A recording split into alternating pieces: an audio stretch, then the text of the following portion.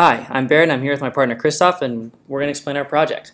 So our inspiration for this came from an interest we have in machine learning and in world news. And we wanted to build a neural network that can tell you what an article is about and what the stance of the author is. So a neural network basically is a giant graph of nodes, and each of these nodes has inputs that it's connected to with other nodes and then weights for all of those connections.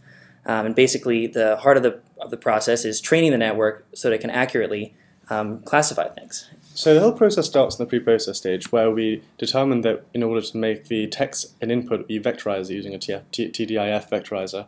So we create our database and we specify our max features, our hidden layers, our learning rate, and our epochs.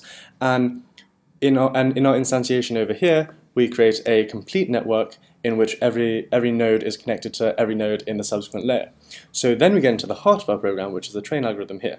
So in train, for every epoch and every input, we call two functions: feed forward and backward propagation. So what happens here in feed forward is that all the inputs go into the network, and based on all the weights, a weight average is calculated and this trickles down through the network until it gets to the output layer.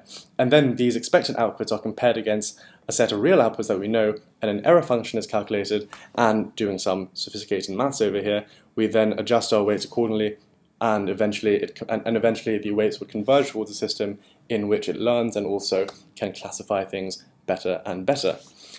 And so just a quick demonstration of our pickled function. We can here use our file using object final, and this calls our pickled object, which we actually ran on a very small epoch and a small training set, so that can all be adjusted while you're testing it.